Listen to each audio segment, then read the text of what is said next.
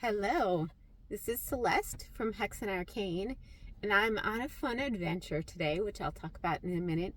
Actually, I don't know if it's going to be fun, to be totally honest. There's a couple of reasons I'm out here. One, Morgan refuses to tell me how to get to the troll market on my own. Whenever she takes me, which isn't very often, she blindfolds me, and I don't know the way. And I know there's some secret magical way to get into the troll market, and I have a feeling that's where she is hiding out. So yeah, she's been going to the troll market a lot on weekends and buying a bunch of stuff that we don't need for our castle. Well, our house now. It's a little smaller than it used to be because of fires. But anyway, she's buying all this stuff, and most of it's cursed or haunted or both. So I'm trying to track her down and tell her to stop buying haunted, cursed furniture. That's beside the point. Also showing a movie today. I have some things to say about this movie. So today we're showing the 1938 The Terror of Tiny Town. This is actually a Western. It's pretty short, so we'll be showing a short at the end too. So it's a bit over an hour long. It's an interesting movie. So they advertise when, the opening credits, the cast is entirely made up of midgets. That, like these days, that's pretty jarring when you see something like that. It seems really exploitive. And then I was looking up some of the trivia for this movie, and by the way, it got a 4 out of 10 on IMDb, so it's not one of the worst movies we've shown according to the IMDb audience, but it did make the list of the 50 worst films of all time. So there's that. What I wanted to say is that obviously we don't use the term midgets generally. The cast is a lot of little people. I suspect there may be a few children that were dressed up to look like people in the film, but I'm not totally sure. It just looked like it when you look at some of the people in it. There's a lot of the cast that went on to play Munchkins in Wizard of Oz. So, it's good that they're finding work, but like as actors and, people are recognizing their acting ability, but it just seemed really exploitive. Like, I always got the feeling watching this movie that the entire movie could have been filmed completely using any actors. Like, none of the story depended on their height per se, really, for the most part. So it just seemed like a gimmick to get people to go see it. And this is a time when people were attending freak shows and, people that were in the movie industry, they were either conventionally attractive people or people that were considered different and could draw an audience. In fact, supposedly this movie came about because Jed Buell, I think, whoever created the movie, was talking about how bad the state of Hollywood was at the time and saying because Hollywood is so bad right now, he's going to have to resort to making pictures with midgets to draw audience. So anyway, that throws me off. But the thing is, we still want to show these kind of movies because they're part of our history. They're part of film history. They have some interesting aspects, and I don't think we should erase that just because some of it makes us a little uncomfortable now with our modern understanding. So I just wanted to get that disclaimer while I intro the movie that when you're showing The Terror of Tiny Town, I understand that it's really problematic, and I'm myself cringing at a lot of aspects of the filmmaking and the way they present it as well. So I guess I'm going to get ready for my adventure. It's a little cold and windy out, so got to get a coat. And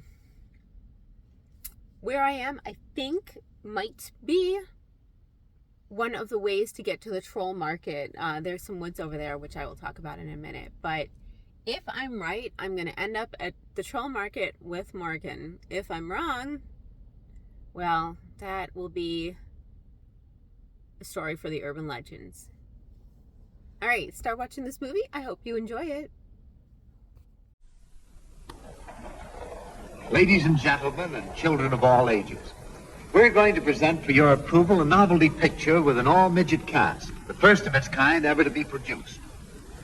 I'm told that it has everything. That is, everything that a Western should have. It's a soul-stirring drama, a searing saga of the sagebrush. and is called The Terror of Tiny Town. But I must caution you not to take it too seriously. This picture Hey, mister, come down here. I want to talk to you. Pardon me. Excuse me, there's a slight correction. You mean it is serious? Sure, it's serious. I'm the hero. After this picture's out, I'll be the biggest cowboy star in Hollywood. Wait a minute. A star in Hollywood. Who are you? Well, who are you? I'm the villain. Who did that? Oh. The applause is okay. But who laughed? I'm the toughest hombre that ever threw lead. And I ain't afraid of the biggest one of you. I'm the terror of Tiny Town. And that's the star part. That's what you think. Yeah, that's just what I think. Wait a minute. Man, wait a minute. We'll see. Let's go through the picture. That's a swell idea. Let's go through with the picture.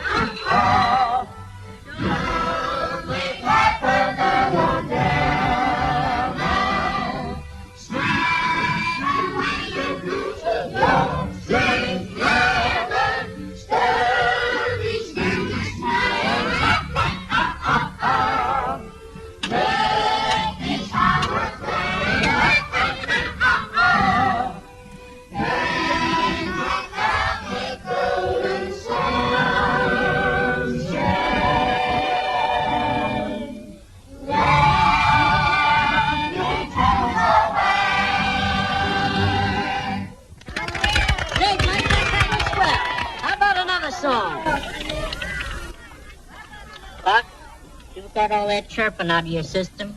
Maybe you could get back to the ranch. Sure, Dad. I'm riding back right away. I want you to go up to North Fork Range, see what's wrong up there. What do you think's wrong? I don't know. I was up through there the other day, and there ain't hardly a calf on the range. And I don't think cows have quit having families. Maybe mountain lion's been getting them? I didn't see any lion tracks. Well, I'll scout around and see what I can find out.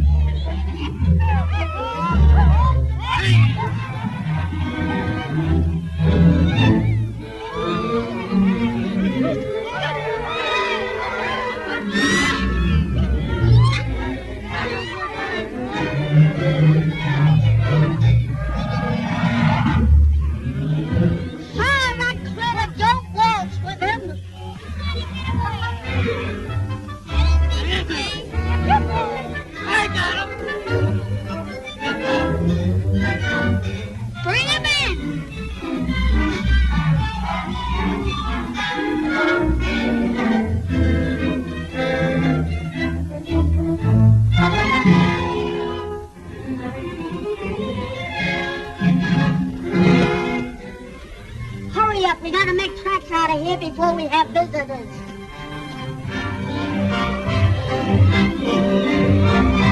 Here comes Buck Lawson. Hit leather. Leave that iron. I want Buck Lawson to fight.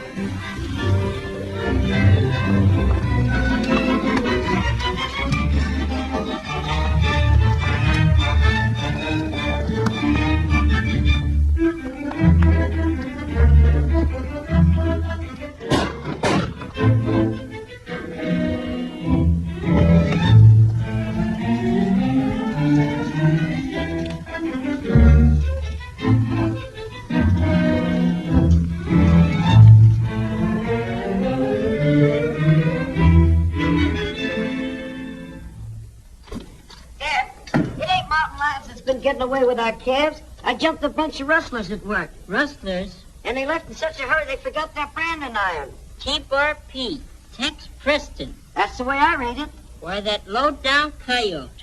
I fought Tex Preston to a standstill 15 years ago, and it looks like he ain't learned his lesson.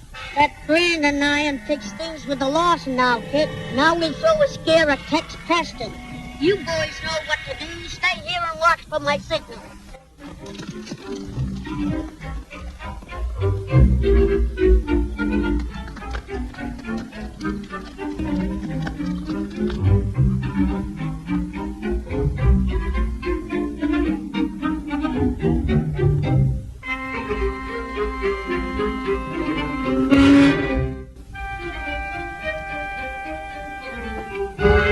Howdy, Pat. Hello, Tex. How's everything? Things are not so good.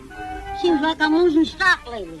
When I was riding over this way, I found a cow of yours laying in the brush. She'd been shot. What? Someone killing my stock? It looks that way. There was a calf hanging around. Looked like he was related to her. But he carried Buck Lawson's brand. Well, a low-down coyote. Killing my cows so he can steal my calves. Why, I fought Buck Lawson to a standstill 15 years ago. You think he's no better than the monkey with a buzzsaw? Mr. Preston, I think to myself, you're tired of eating beef, so I cook you a nice duck. Oh, boy, she looks beautiful in the frying pan. This comes from our brown stock. Looks to me like somebody ain't very friendly. I've got a pretty good idea who did it. No one ever asked me for a fight without finding me willing to oblige. Mr. Preston, I think for myself again you have to eat beef. Fritz, Ducky.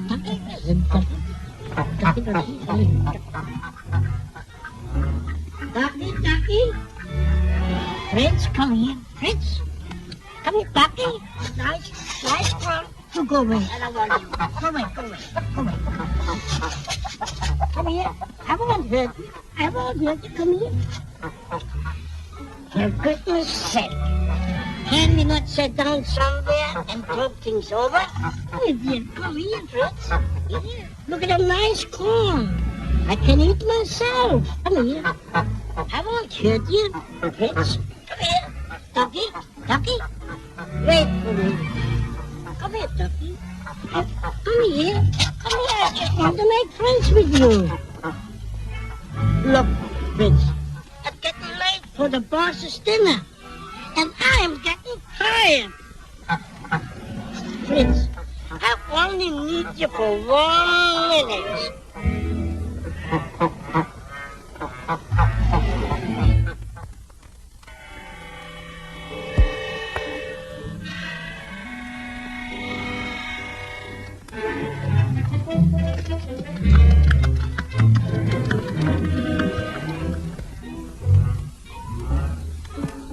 Fritzy, come out. I got something for you. I got something nice for you.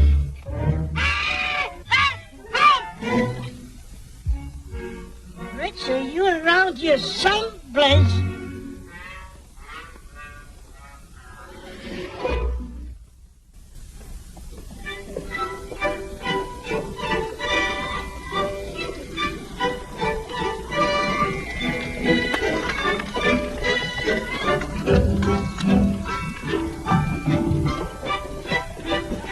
You boys enjoy yourself while we're waiting for the stage. As I was saying, I never thought that Mrs. Clancy could be so small. You're absolutely right. Well, goodbye. Goodbye. Good morning, Mr. Jackson. Good morning. Howdy, Tex. Oh, Sheriff. I'm warning you, Tex. Don't start no trouble in town. I won't have no trouble. And I won't run away from it either.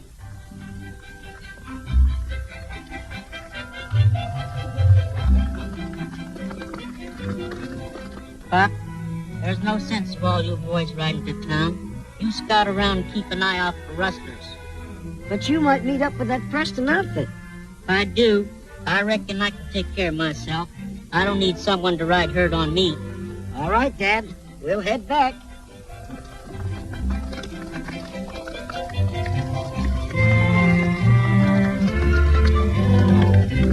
Now, don't forget what I told you. Come on, Arnold, let's get those supplies. Hello, Tex. What are you doing in town? My niece comes in on the stage today. Your niece, huh? Coming out for a visit? No, she's going to make a home with me. Her folks died, and I'm all the kin she's got. She's not coming to a very peaceful spot. Oh, it'll be peaceful, all right. When I do some exterminating that needs to be done around here. And you're just the man that can do it. Don't worry, we will do it. Come on.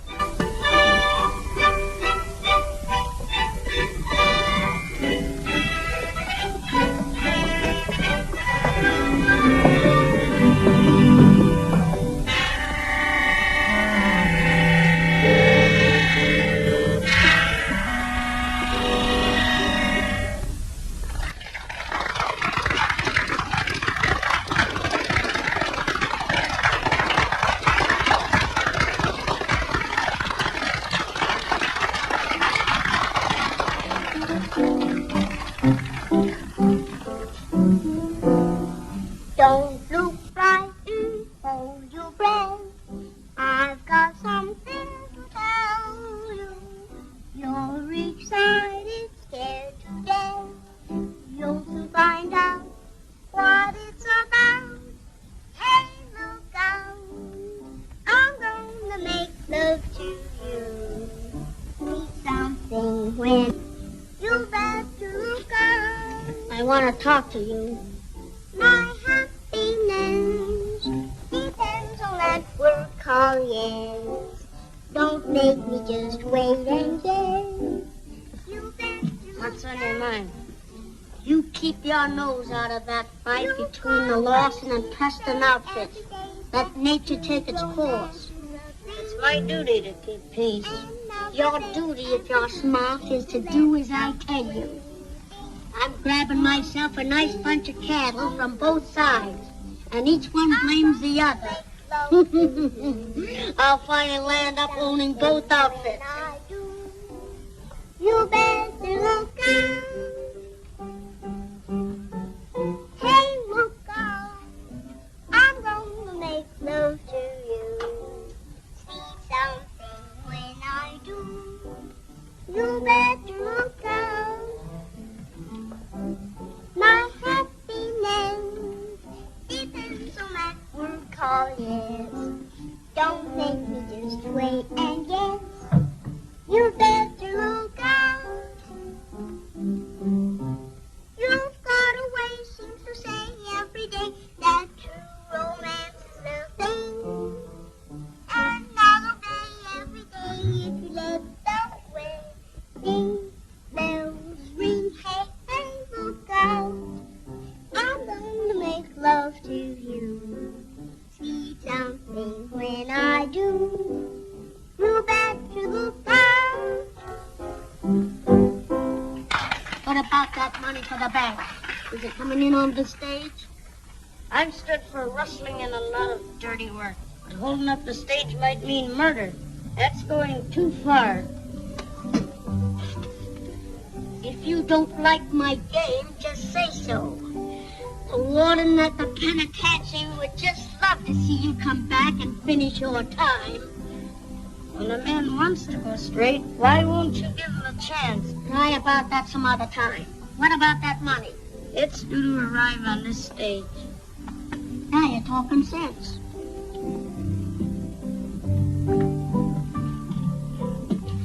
Beat it. Well, Matt, how's everything working out? Great, Nita. I sure keep my promise and load you down with diamonds. I can get it of eight. Bartender, my private bottle. Yes, sir. Coming up. Will you be in town for a while? No, I got a little job to do. You got eye polio, Bob? Yeah. I just got some information about it. I'll see you when I get back. Be careful, will you? Don't worry about me. Come on.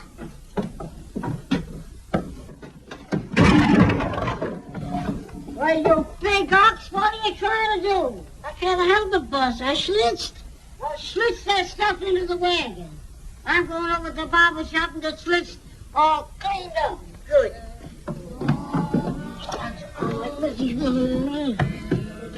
Barber shop.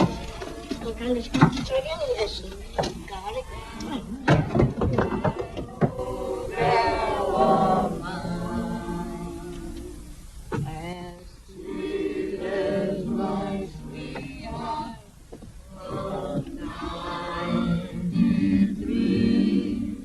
The scent of her fragrance returns to me.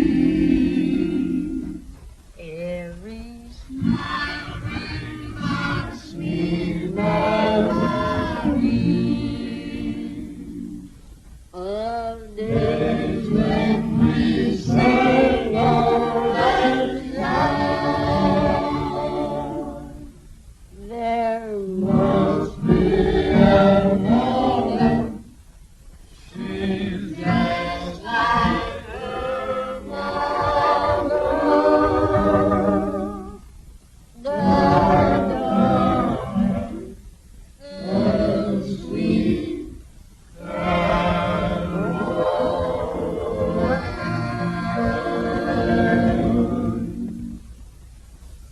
That was mighty fine, boys. Give her a little oil. Go ahead.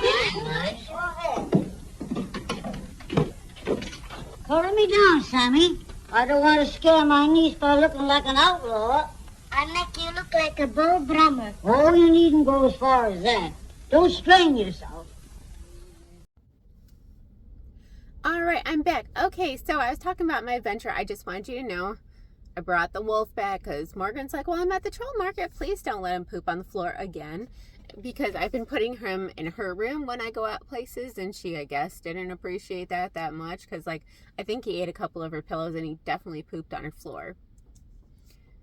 So I'm taking him with. Also, the other bonus is, since I am by some woods, if I happen to get lost, he can just sniff me out and, you know, help me. So what I'm doing today is I am in the Wisconsin town of Muskego. It's about, I think it's in Waukesha County. There's about 24,000 people here, so not a huge place, not tiny. But what I'm here looking for is the urban legend of Haunchyville. What is Haunchyville? Okay, this is an urban legend. Keep in mind, there's really no concrete basis for this legend, and there's a couple different variations. So I will kind of give you the basics. The basics is that the story describes them as circus dwarves.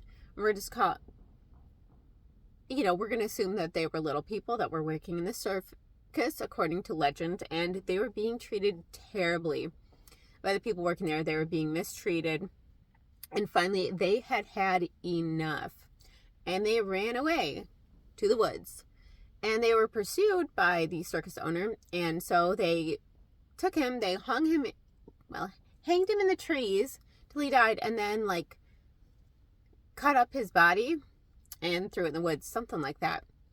Anyway, so of course they've been having these terrible experiences, so if anybody wandered into Haunchyville, they wanted to protect themselves. Now, one legend would say that they were being protected by a spirit that would kill anybody who ventured into their lands. The other part of the legend, which I've heard, is that they wouldn't actually kill people who came onto their property. What they would do is they would amputate limbs so to make those people little people like them. So sort of equalize it. So, okay, you can be here because now you're like us. All right, so they say that one day there was an albino boy who wandered into Haunchyville, and he was just considered typical average height, but they accepted him because he treated them like an equal, according to legend. So when he grew up to be really big and tall and strong, and he was fiercely protective of the residents of Haunchyville. So he would defend them from anybody who came in there and anybody who was trying to harm them. So a lot of people over the years have tried to find Haunchyville. I think this happened around the time when this movie was made-ish, give or take. Probably a little bit after. But nobody could really find Haunchyville when they looked. However, as time went on, the neighborhood where Haunchyville supposedly exists, which is on Mystic Drive in Muskego, got turned into a residential neighborhood. And obviously the people who were living there were getting frustrated with all the kids and horror fanatics and people that were trying to come and investigate Haunchyville and see if they could find it. And so they eventually put up which I'll show in a minute, a no trespassing sign. It's private property. And apparently in 2013, they started putting fines of like $350-ish if you get caught trespassing on these lands. So out of respect for the people that live here, and also because I don't want Morgan to have to bail me out because I don't have $350 on me, or pay my ticket or whatever she'd have to do, we're not actually going to go in the woods or up the driveway. We're just going to cover it from here the best we can. So yeah, I'm just going to walk as far as the driveway in a second. It's pretty cold out, so I won't be out there long. Then I'll give you a sweep of the woods. We can talk about the legend of Haunchyville, which goes along with this movie in a way, which is also exploitive. And I have a feeling that the legend came from some kind of prejudice in the first place. Like, you take people that are different, like little people or albino people, and kind of make them scary or other. So I don't put a lot of stock in this urban legend, but I also thought it would be fun to look for. And it is one of those urban legends that, although a lot of people have heard of Haunchyville, it is also relatively unknown as well. So I thought that would be a fun thing to cover for the show today. Enjoy more of Terror of Tiny Town.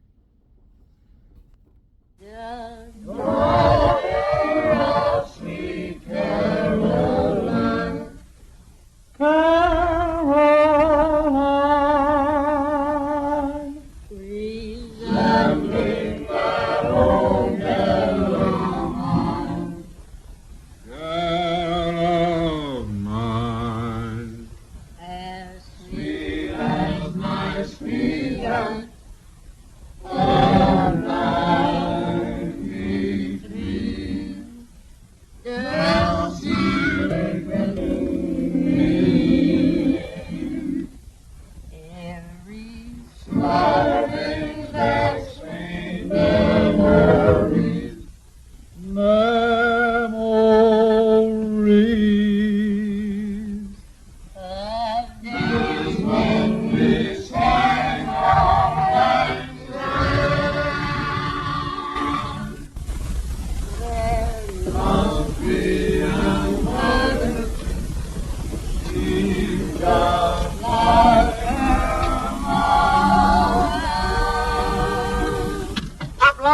Carson are both in town.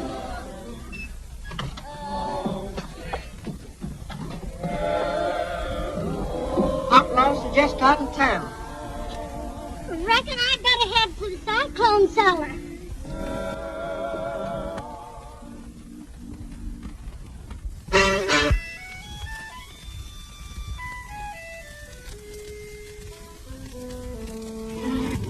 If anybody in town got any cabs, they better watch them today. I thought the county paid a bounty on coyotes instead of letting them run around loose.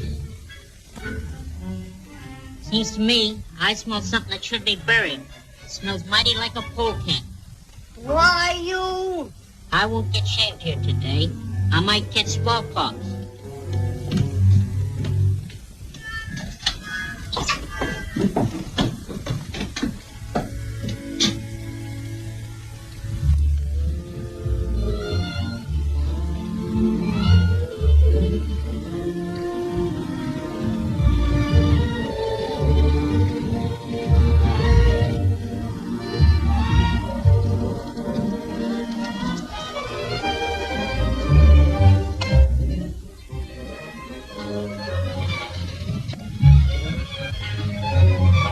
Here it comes.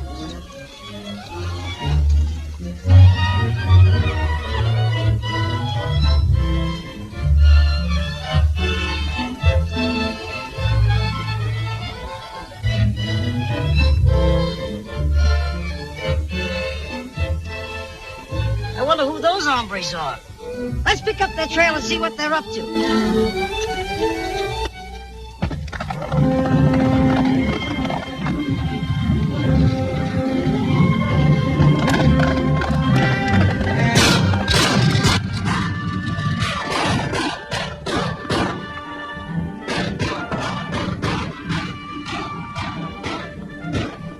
Sounds like trouble. Come on, men.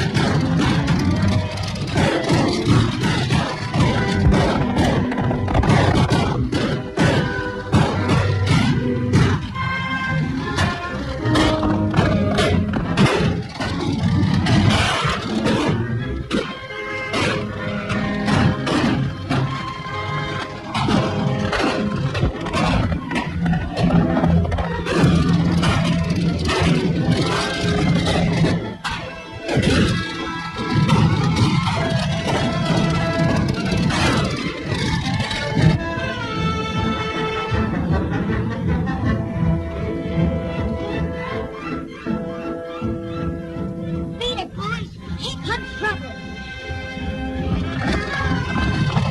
After him, men.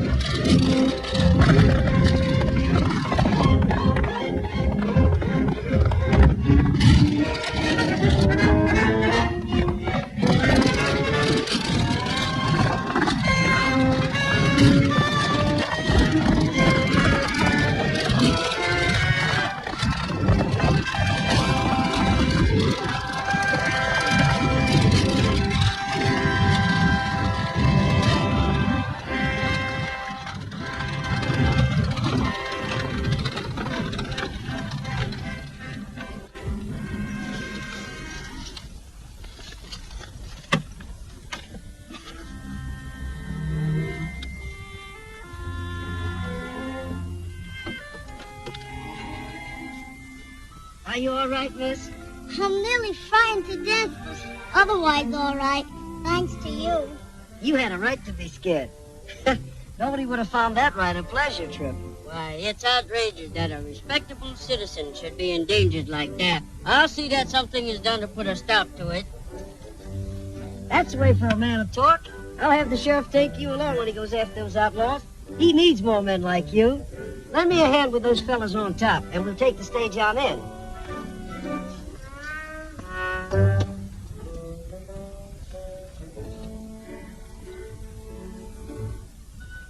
Someone will hang for this job. Pete in there was a good man, and a good friend of mine. Maybe you'd rather ride on top with me.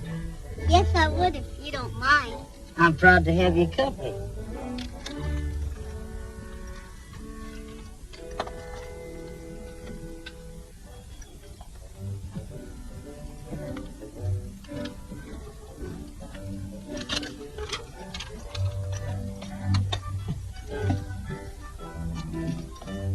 Hey, cowboy, climb aboard or we're going to leave you.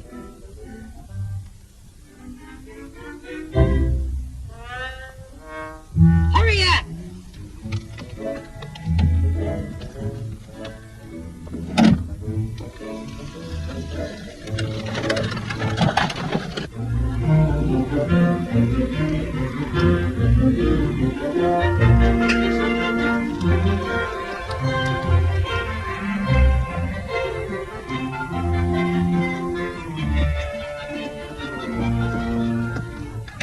Mr. Rich Hall, Lieutenant Buck Lawson.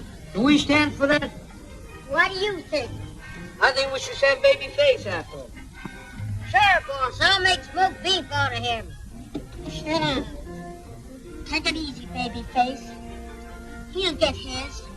Only we do it the smart way. We'll have those two outfits killing each other. It's about time we run off another bunch of stock.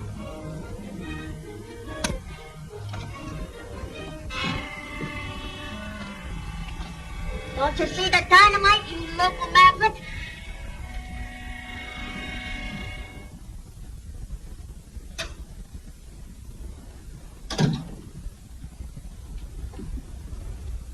I hear the stage was held up today, Sheriff.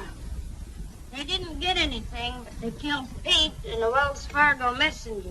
That's too bad.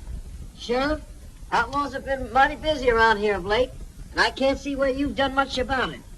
You better not prod the sheriff, Buck. He might take an interest in all that gun smoke out your way. That ain't just according to law. Wait a minute, Buck. You're wrong, Bat. Any man's got a right to protect himself. What's the matter, Lassie?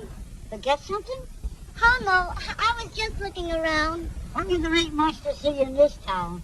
We better get going. All right, Uncle Jim. But it seems like I should say something to the man that stopped the runaway. The least you have to say to him, why the better. All right, boys, we'll get started.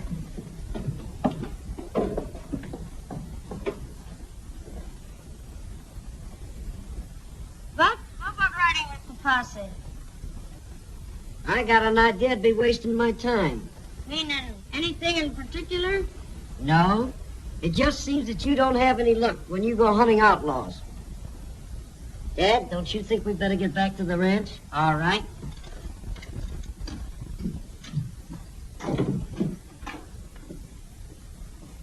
I don't admire that remark Buck Lawson made. He's too smart for his own good. I'm taking him out of circulation before long.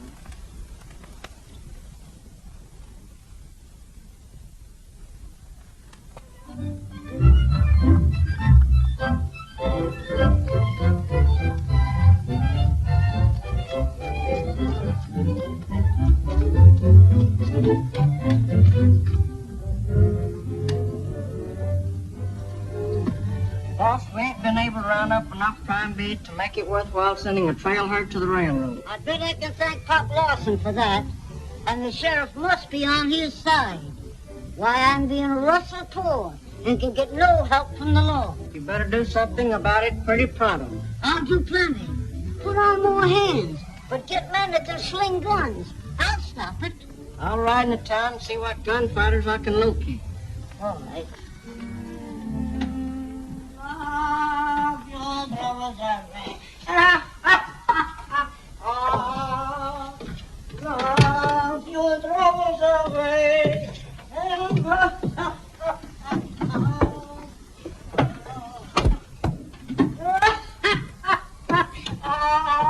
Love your rosary. Love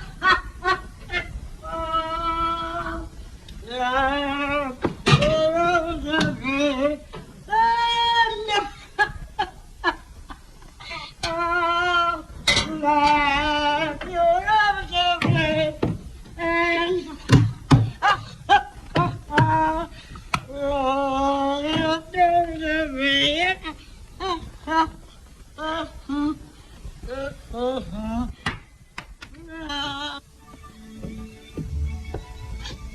What's the matter? Worried about something? I was just thinking what a fine world this would be if there wasn't some Lawsons in it. I think it's a pretty nice place just as it is. And I'm sure you're the nicest uncle in the world. Going for a ride again today? You don't mind, do you? Why, bless your heart, no. Go on and enjoy yourself.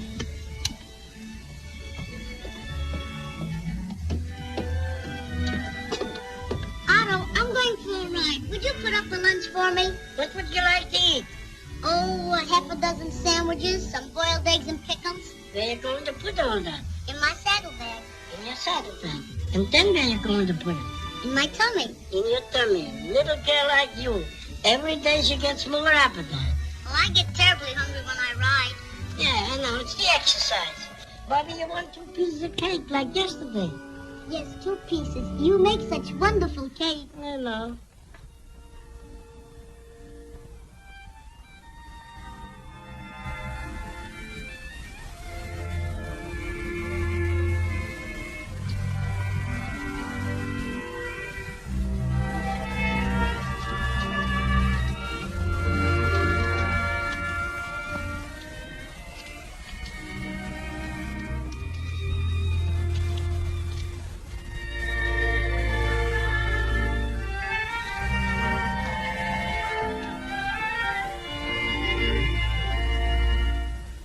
A boy's heart's are lonely, sad as a coyote's wail, but I am never lonely when you and I hit the trail. For I'll sing my song as we ride alone down on the sunset trail, with the stars to while we're side by side down on the sunset trail. The road is long and weary, but our hearts are strong and cheery, and I'll sing a while as we count each mile down on the sunset trail.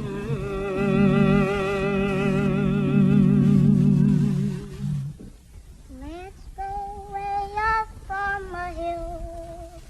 Pretend you're Jack and I'm Jill. Instead of tumbling down into town, we'll go round talking of love. When we get up on the hill, where all is quiet and still, instead of tumbling down into town, we'll go round talking of love. Bluebirds are singing on high, while we're together. Dark clouds are all rolling by, we're in for sunny weather. And you'll be my Mr. Jack, and I'll be your Mrs. Jill. The crowd will congregate, celebrate the wedding of Jack and Jill. Say, that was mighty pretty. Why didn't you tell me before this that you could really sing? Can I? The best I've ever heard. Liar. Honest. Was that song for me? Well, there's nobody else around. Did you really like it? Why, certainly. That is, all but the finish. The part about the wedding? Oh, I see. A woman hater. Don't you ever think of settling down? Not until I stop this feud between our families. I hope you can, Buck. Soon. Well, let's forget all this trouble and just go on with our picnic. Wait a minute, Buck. I'm trespassing on the Lawson range. Aren't you gonna throw me off? Well, not until after we've had this lunch. Oh, is that the only reason why I'm welcomed? Just because I feed you? I'm not saying it is, and I'm not saying it isn't. In other words, you don't believe in taking chances. Well, come on. I'll feed you anyway. A range war's like rolling a rock down a mountain. Easy to start, but mighty hard to stop. But you don't hate me, and I don't hate you. Why can't we be allowed to live in peace? We have the right to be happy. We could have all that, if only we could make folks use common sense instead of gun smoke. Oh, I better get back to the ranch. I've tried to reason with Uncle Jim, but it only makes him angry. He just won't listen to me. We still can be friends, in spite of everything. Just friends? But there's a very serious matter I want to talk to you about, just as soon as I get this trouble ironed out. I'll be waiting. All right, I'm just about to head out of the car. I'll kind of give you a view of what this neighborhood looks like a little bit. It looks pretty standard, and it is unbelievably windy, so I'm sorry if the sound is affected. This is kind of the neighborhood. It is the end of a very long street, Mystic Drive. There's not much around, so it's pretty plain, and this would be where supposedly Haunchyville is, down this road. But as you can see, it says private property, private drive, keep out, no trespass. And this is supposedly pretty well enforced, so we don't want to mess with that. But if you do look over here, you can see a view of the woods.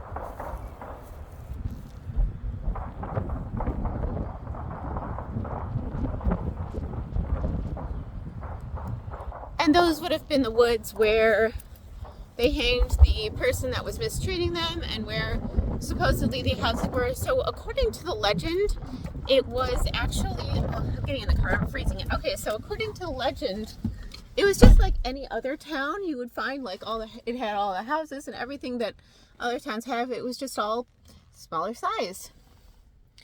Yeah, I don't know.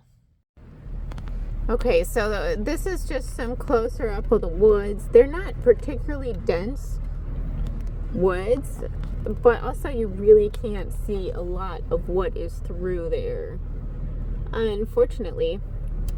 So Haunchyville is well protected. I also have no idea why it's called Haunchyville. I should look that up. I don't know if it's some kind of slur or something I'm missing that I don't intentionally want to insult anybody. So if I am saying something out of line, I hope somebody tells me. But I don't know what Haunchyville is or why it was called Haunchyville. I think I'm going to look that up. Yes, it seems like perhaps Haunchyville was named that to further some kind of stereotype, but I'm not totally sure. I saw on YouTube some trailer for a Haunchyville movie, but I don't know if it actually got made because I can't find that either. I do know that in popular culture there was, in The Punisher, there was a story that featured a band of little people who, like a mob of little people who would come and cut people's legs, and it was supposedly inspired by the story of Haunchyville in Muskego. So who knows? I don't know how widely the story is known, to be honest. So somebody let me know if you've heard of this before, if you live outside of the Wisconsin area. I'm curious if anybody actually knows much about Haunchyville, because I kind of came upon it by mistake, and I can't say that I know all the legends and everything around here for sure. I learn more all the time, but this is one I hadn't heard of until fairly recently, and it's a pretty famous one as far as I know.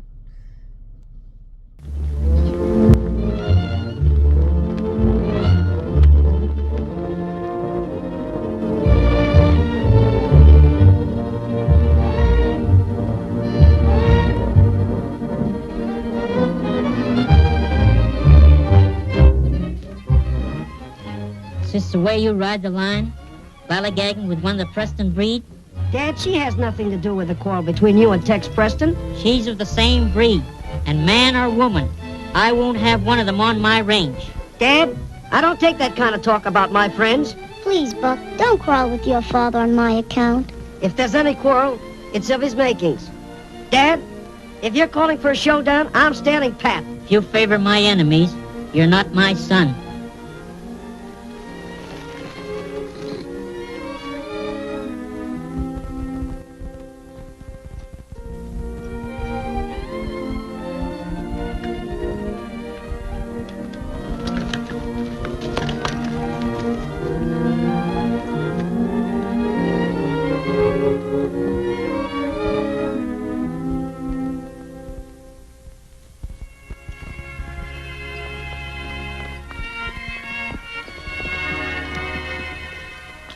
Go back, Buck, and make up with your father. I can't come between you. We'll work this out somehow. I'll make those two old war horses understand some common sense. If you don't mind, I'll ride a ways with you. All right.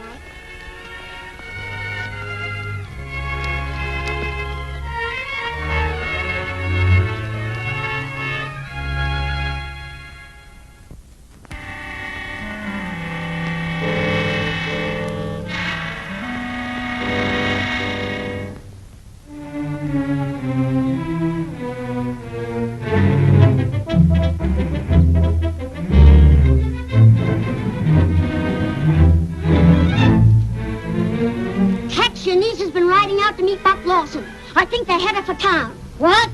I'll put a stop to that.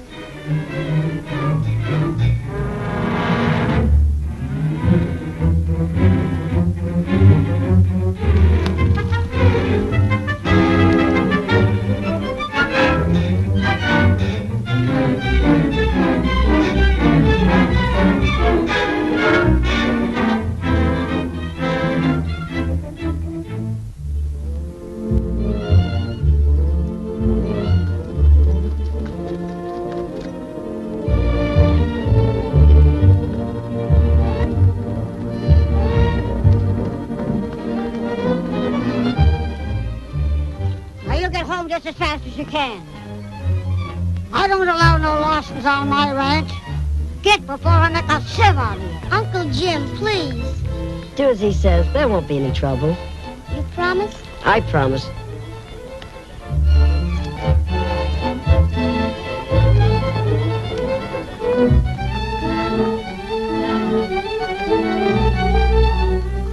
Now you make tracks and make them promise. You're not afraid to shoot it out with me, are you? No, I'm not. I dare you to talk to me for 5 minutes. Why, I never took a dare in my life. Come on.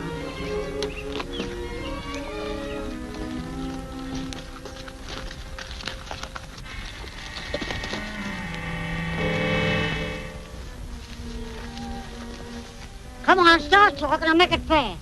Tex, you think our outfit rustled your stock. I know you're wrong. Well, I've lost plenty of stock. So have we. Are you rustling from us? I am not. Hold on, Preston. You agreed to talk for 5 minutes. Well, all right. We're both losing stock. You blame us, and we blame you. That don't make sense.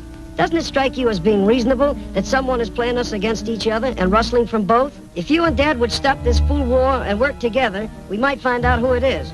Even if I was willing. It takes 2 men to stop a war. If you'd only meet Dad halfway, I know he'd be reasonable.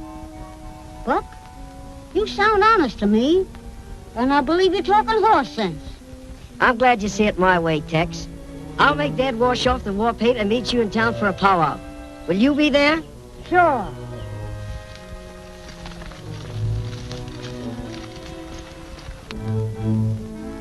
So long, Tex. So long, Buck.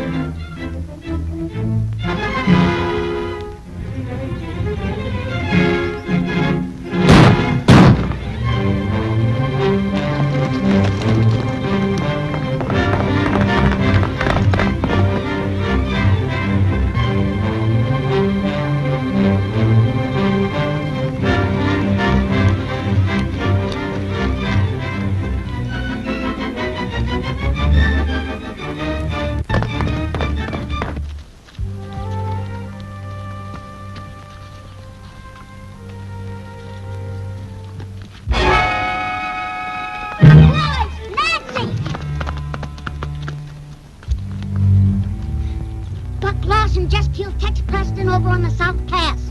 Shot him in the back. Hit leather, ma'am, and shoot on sight.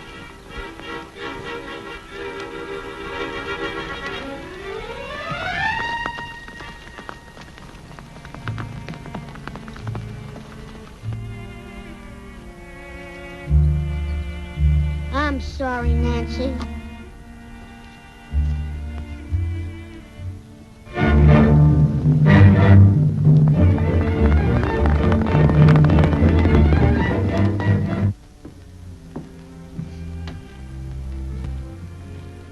How could he do a thing like that? You can't tell what a man might do in the heat of anger. You can count on me to do all I can for you.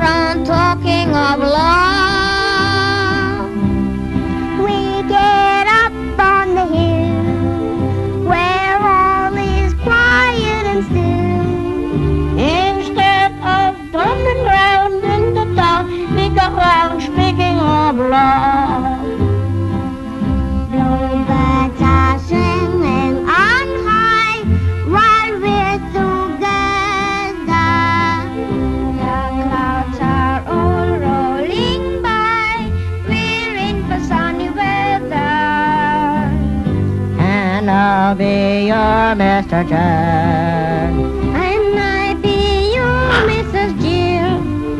The crowd will congregate, celebrate the wedding of Jack and Jill.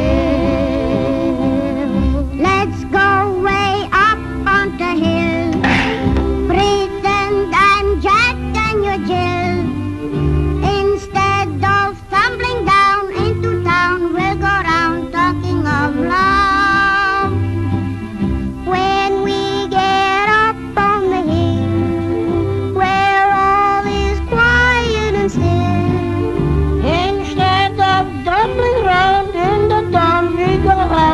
Speaking of love, out with you. Bluebirds are singing on high while we're together. The clouds are all rolling by. We're in for sunny weather. And I'll be your Mr. Jack. And I'll be your Mrs. Gill. The crowd will congregate, celebrate the wedding of Jack and Jill.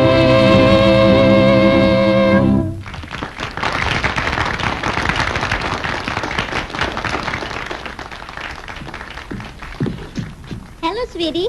I haven't seen you for so long. Don't bother me, I'm busy.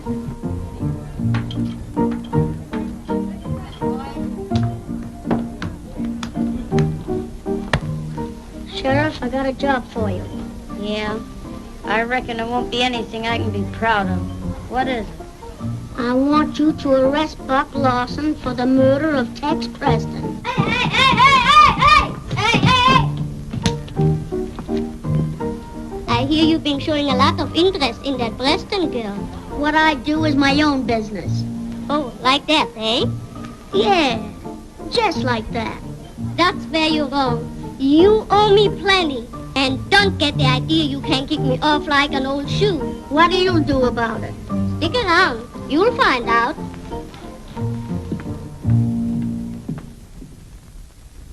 I'm so sorry, Nancy.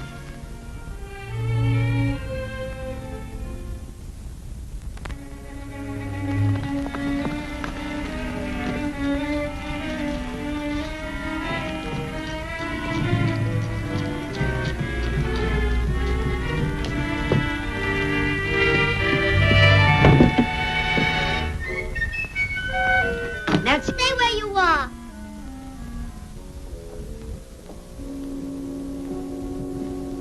Get out of this house. what do you mean? What have I done? Don't pretend. That Haines said you shot my uncle. He lied. Nancy, you can't believe that. Oh, I don't know what to believe. I left you talking to Uncle Jim, and now he's dead. That's what I came to tell you. Only 2 people knew that Jim Preston was killed. Myself and the man who shot him. Bat Haines and I are due for a talk.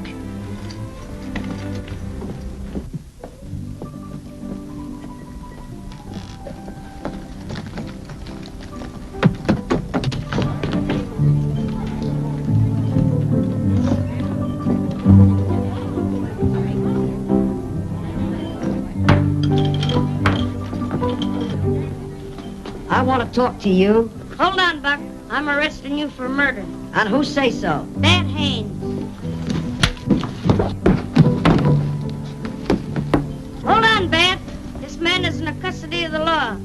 I'll take those shooting irons.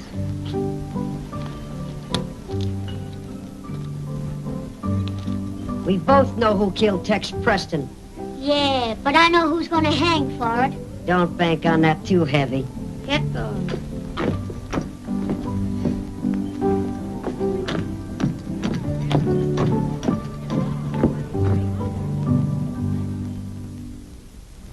If we could stop this rustling, we'd pull out of the hole all right. But there's no chance to raise any money right now. Thank you. That's all I wanted to know. Yes, sir. Your uncle was talking about taking on some more gunfighters. I've located 3 or 4. No, I'll have no more bloodshed.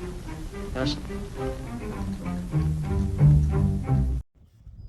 Okay, you guys, I left Haunchyville area, and now I'm at a park still looking for Morgan because I realized Morgan also doesn't want to be caught trespassing again because she's done some registries and lists and stuff for trespassing in the area.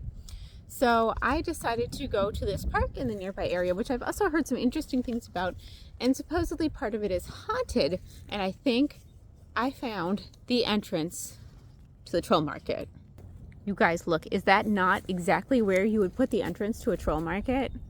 So, yeah, so Lubin and I are gonna go under there and check it out. I'm gonna see if I can hook him up to the door and have him pull it open for me so I don't have to get all messy and dirty, and we're gonna follow this trail and see where it goes. Well, that was not the way to the troll market. In fact, I was so dirty I had to jump in the lake, and then I had to dry myself with a spell because absolutely there was no way that that filthy, dirty hole led to a troll market. Morgan would not be going in there for anything, so that was not the way to the troll market for sure. But I am walking on this trail, and it's cool because there's boardwalks, and I happen to love boardwalk trails, and there's a pretty lake, and I like lakes, so I'm just checking it out, looking around and seeing if there are any other entrances nearby. Meanwhile, what are you guys thinking of this movie? It's Chipmunk. It's an interesting movie just because, like I said, most of the story seems like it is not dependent at all on the actor's height or size in any way. It's just a Western story about a town and like that whatever his name is and all this kind of stuff that's going on. But it just seems, like I said, like some kind of gimmick to make people go and watch the movie. Like, oh, we're going to make a Western, but the only actors will be little people and they ride ponies. Okay. Like, I don't think modern audiences would be that enthralled with the concept, but who knows? Anyway, the story in and of itself isn't that bad. I'm actually somewhat enjoying the storyline itself. I'm just a little confused, is what I'm trying to say. Okay, so I'm on this trail. I found one thing, it was like a tree, and I thought maybe that was the troll market, but it isn't. And it's cold, but you can see behind me, it is really pretty. There's a lot of like wetland and swampy stuff and bridges, so I'm having fun. What is this place? Where Nature Center Trails. It's one of the Milwaukee County parks, and it's pretty fun. I figured if the entrance to the troll market is anywhere, it's somewhere in the woods, and I am on a mission to find it. Plus, like I said, there is a ghost story to talk about when we get by the waterfall, which we are headed towards. Right now I'm on the Yellow Trail, which is a loop trail that goes all around the lake. It's about a 1.5 mile walk around the lake, and part of that is stopping at the waterfall, so we should be coming up to that in just a little bit, and we're going to check out the waterfall and see if we can find this ghost. Also, something that's cool is I've seen a few trees here that have been clearly chewed on by beavers, which is really neat. And in the nature center, I found a taxidermied fisher, and those things are really cool. Morgan was telling me about them. I really didn't know much about them until Morgan told me, and they make this really crazy noise. So it's like a weird screaming noise. So if I hear that, I'm running, because even though they're not that big, they're a little terrifying. All right, here we have this really cool tree. I thought like sitting on here would be the entrance to the troll market, so I made Lubin try it, and yeah, it's not doing anything, but it is a nice view of the lake. All right, come on, Lubin, let's go.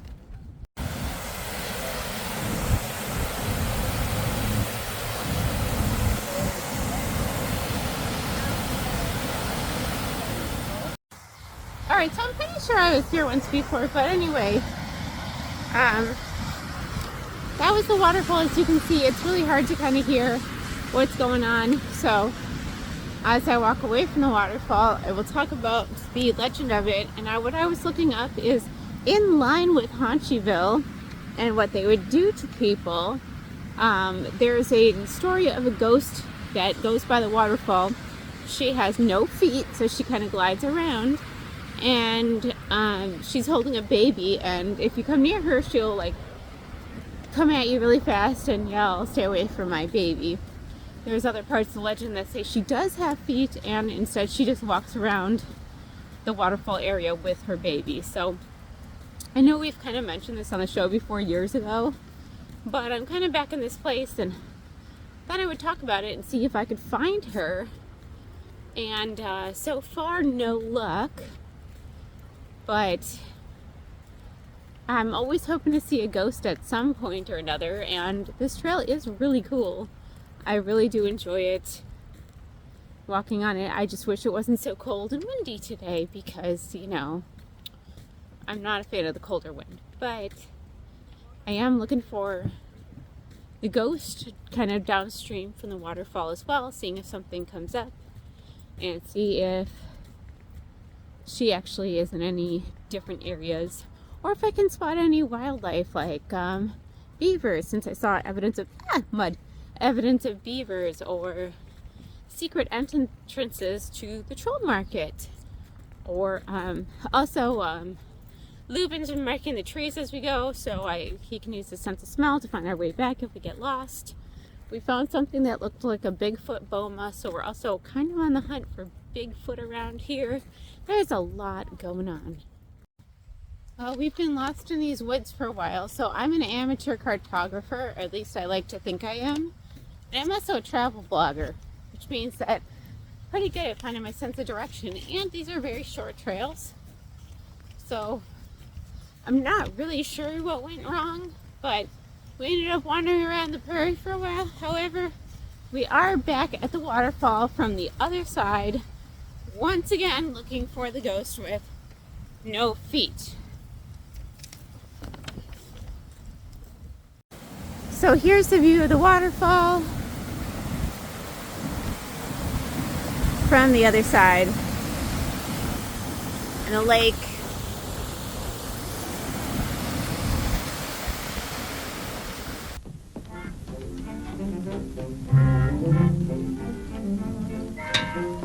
I think Buck Haines is a snake in the grass. Snake or no snake, he'll be boss around here pretty pronto. Oh, yeah, boss around here. Don't forget I'm the cook. I fix him.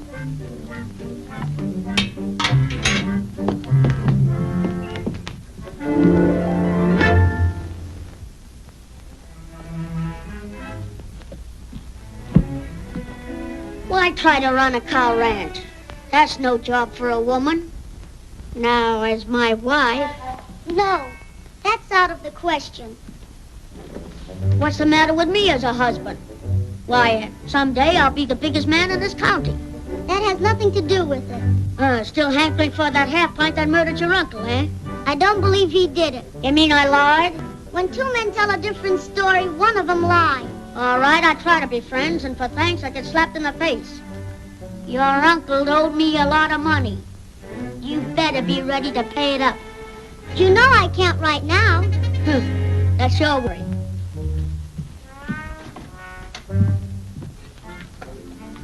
Thanks, Otto. I hope you get stomach trouble.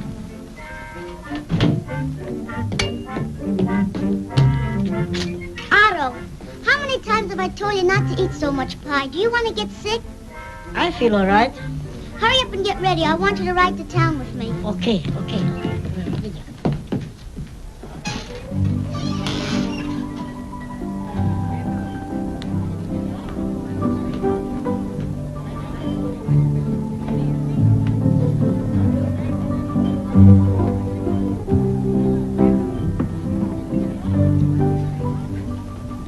What's the matter, Beth? You look worried. What makes you think so? Oh, just the way you've been acting. Don't pay so much attention to me.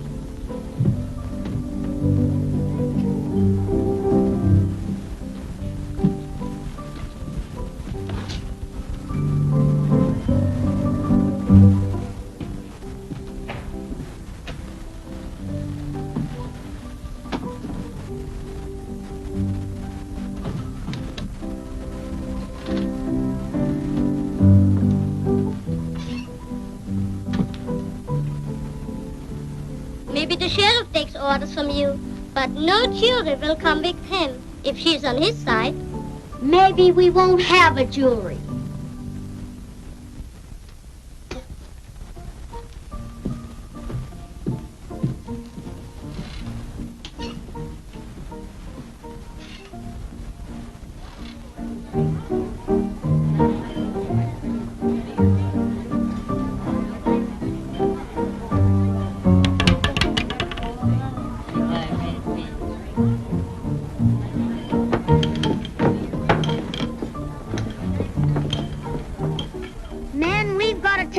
In our own hands and take care of Buck Lawson in our own way.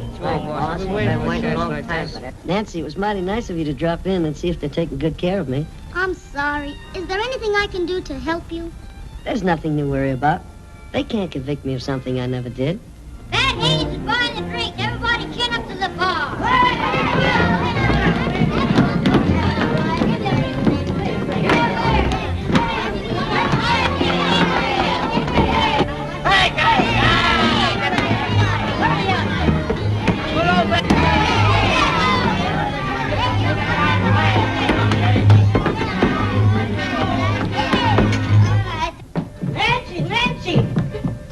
You walk over to the gambling house and hang him. Who is? The whole town, I guess. Let him go and give him a chance to save himself. I can't turn a prisoner loose. Would you keep him here to be murdered? They won't try anything like that. If I had a couple of the boys from Dad's ranch, I'd give them a run for their money. You'll have them.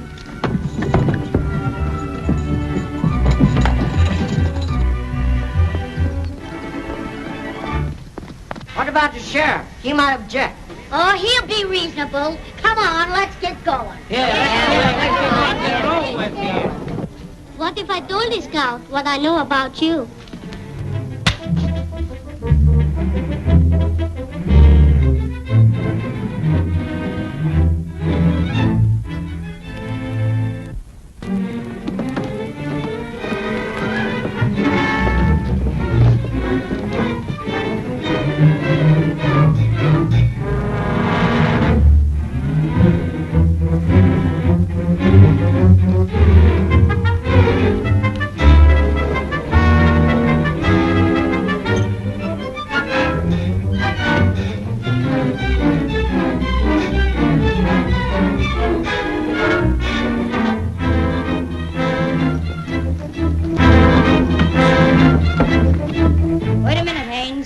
Don't forget there's a law in this town.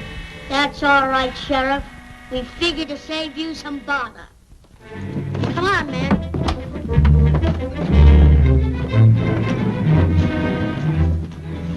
Hurry or you'll be too late. Who? Get the boys. We're riding to town. You're back of this, Haines. You're not man enough to fight it out with me. Why bother? This suits me all right.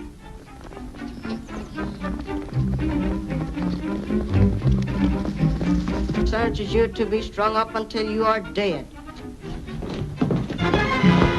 Hold on, men. Buck Lawson is innocent. It was that Haines who... Here we are! From now on, I'm playing a lone hand.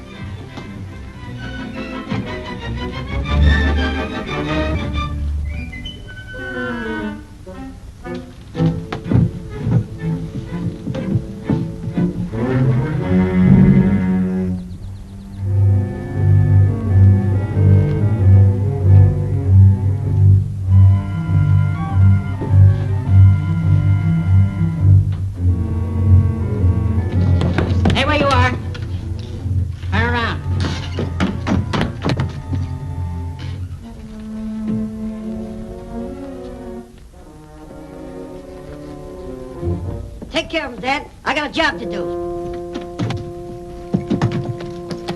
Buck, wait! I'll be right back. Drop those gun belts and be careful how you do it.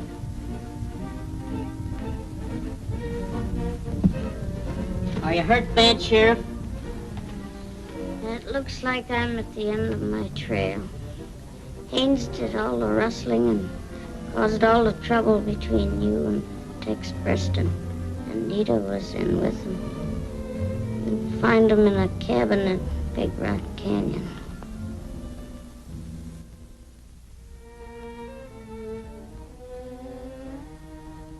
Hoot, round up all the boys.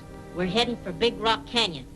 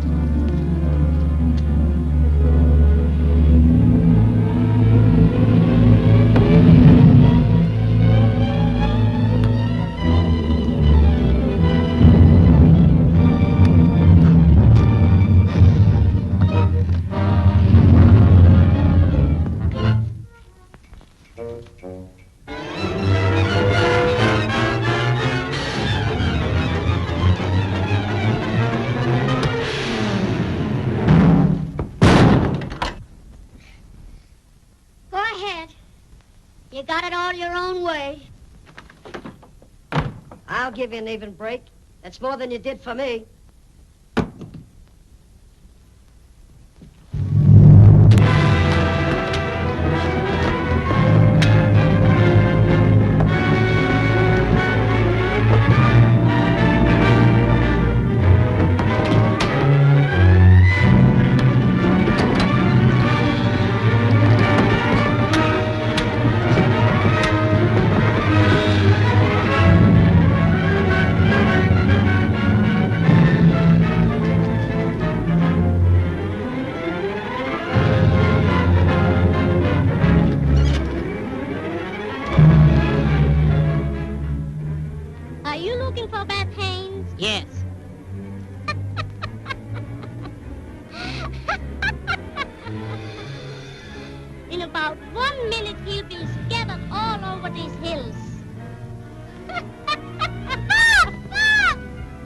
you boys take her to town and lock her up. The rest come with me. Hello, you dog.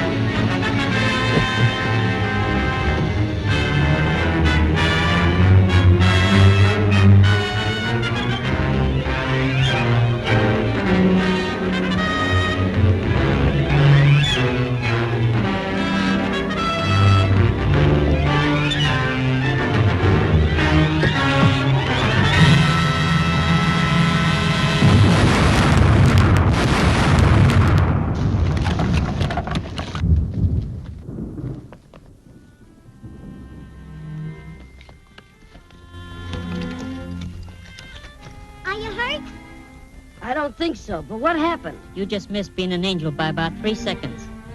I think he's somewhat of an angel right now. What is this important matter you wanted to talk to me about? That's right, I forgot. Wait a minute.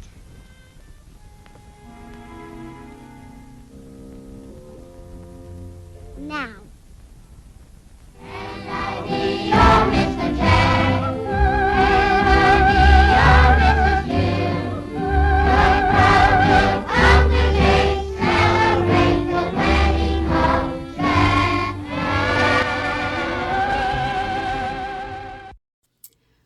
Well, thank you so much for joining me for the Terror of Tiny Town and for my adventure looking for Ghost and looking for Haunchyville, which I didn't find either, but it was still a good time. And since I was in Muskego, Wisconsin, I do want to talk to you about a true crime case that happened there. It's solved/unsolved. So just a little bit of detail. I don't have a whole lot of detail, honestly, about it, but I'm going to give you a little bit of what I have. So this is one of the only Muskego cold cases. It was the case of Donna Mae Bayerl. I hope I'm saying that right. I don't exactly know how to say it. It's Bayerl. Anyway, she's been missing since May 6th of 1979. She was last seen in Muskego at her home. Her husband said that they'd had an argument. She left the home in the family car at that time, and the car was returned that night. But in the morning when he got up, he couldn't find her. Like, the children woke up in the next morning and she was gone, just completely vanished. So he never saw her come back that night, but said that the family car was returned even though she had taken it. There was kind of a circumstantial case. Police did not think that she left of her own free will. They found blood in the garage, which later, DNA testing wasn't really a thing back when she died, but the blood was later determined to be Donna's blood. And she was legally declared dead in 1986 because there's been no sign of her ever since then. Okay, so fast forward to 2019 when her husband was arrested and then convicted for her murder. I actually don't know when he was arrested, but he was convicted of her murder and sentenced to life in prison. There's never been a body. Nobody's ever found her. He's been maintaining his innocence. He's told his daughters that he doesn't know where his wife's body is. He said, it's still a mystery to where my wife is now. His name is John Bayerl. He was convicted of first-degree murder, and the verdict was unanimous after 5 hours of deliberation, even though there's no body, and those can be really difficult cases, especially something that happened so long ago. So if you go from 79 to 2019, that is a long, long time. Donna was 38 years old when she disappeared. I don't really know much about her, unfortunately. I would love to have learned more about her. But she had 2 daughters at the time. Well, the couple had 2 daughters at the time, who were 4 and 7 when she disappeared, and they've been kind of instrumental in trying to pursue this case and figure out what happened to their mom. And they've been asking their father, you know, to just level with them and be honest with them about what happened to their mom, and he has not given them any answers. But he did say a few suspicious statements at times over the years. So the daughters want him to confess. They say he's the only person with the motive, the means, the history. There was talk that he was abusive at times with her, and that he was also being unfaithful at the time of her disappearance. And he did not actually report her missing for 3 days after she disappeared. His statement during court was, "I do not know what happened to her. I could say I killed her and put her in Lake Michigan, but I didn't." According to the daughters, they feel like justice has been served, that he's where he belongs, in jail for the murder of their mother. He was ordered to have no contact with his daughters and to pay more than $7,000 in restitution, which doesn't seem like nearly enough, to be honest. But it's interesting that they were able to get a conviction with kind of circumstantial evidence because her body was never found. A lot of it was circumstantial, but they said his story kept changing about the night that she disappeared. Defense said that there wasn't enough to prove it beyond a reasonable doubt, but clearly whatever was presented in trial, the jury found sufficient to convict him. So it took him about 40 years to work on this case, to get enough evidence, and to get the conviction. So it's really, really tragic and unfortunate. Sad for her, sad for the daughters. Some of the details were that the Muskego Police Department said that he had some strange behavior when there was blood spatter that was found in the garage. They said he had a white t-shirt on, and you know, his heart, where his heart was, when they found it started moving when they told him about the blood stain. So they feel like, you know, he had an elevated heart rate and it was really like pounding. So the blood wasn't retested until 2018, and at that point it was matched to Donna. That's about it on this case that I have. It was a really sad case to read about, but Muskego is not a very large area. It's not really known for a lot of crime, so there isn't too much happening there. That is a really unfortunate circumstance that happened. And John, the husband, was actually arrested in Florida, where he'd been living at the time. So he'd moved out of Wisconsin, out of Muskego, and to Florida, and he's I think in his 80s now. So, you know, he was able to live a lot of his life past where his wife was. So she was almost 40 when she died.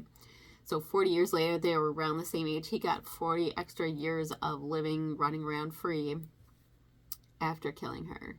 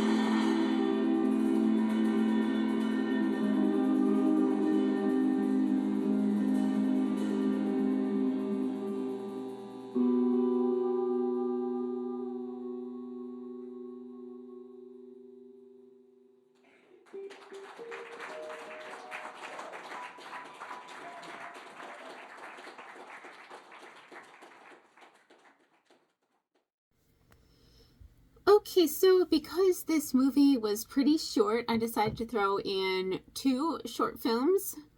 One of them is Legend of a Ghost from 1908. So these are silent. I love silent films. I know they take a little bit of extra focus, but they're really good and they're worth watching. And it's sometimes hard for us to show because when we show longer movies, it's difficult to find a space for the short films. So we like to throw those in wherever we can. So we have Legend of a Ghost. And then we also have also from 1908, the Electric Hotel. And this one is super cool. I just really, really got into the Electric Hotel. I thought it was really cool what they were able to do with it. And I just love looking back on what they were able to do in 1908. And, obviously it's nowhere near what we can do now with effects. And even me with limited experience can do some really cool stuff in editing. But just for the time, what they were able to do and the creativity that goes into it has always fascinated me. So please pay attention and watch The Legend of a Ghost and then Electric Hotel.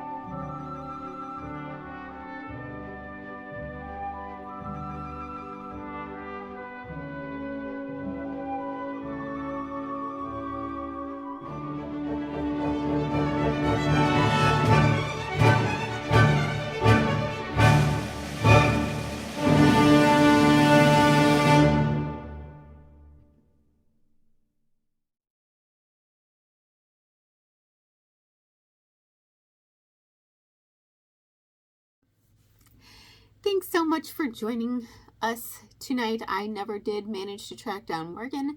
I had some leads on entrances to the troll market, and mostly they got me really dirty and kind of mad. So I'm going to keep looking. I know Morgan is closely guarding this secret, but someday I will be onto her. I'm thinking of having Lubin follow her, but he's kind of noisy and not that subtle. So I was trying to find some way of tracking her down and keeping tabs on her so I can figure out how to get to the troll market on my own, because, you know, two can play the cursed furniture game. So anyway, thank you so much for joining us for this adventure, for the true crime, for Haunchyville, for the ghosts, and of course we will see you next time and hex you soon.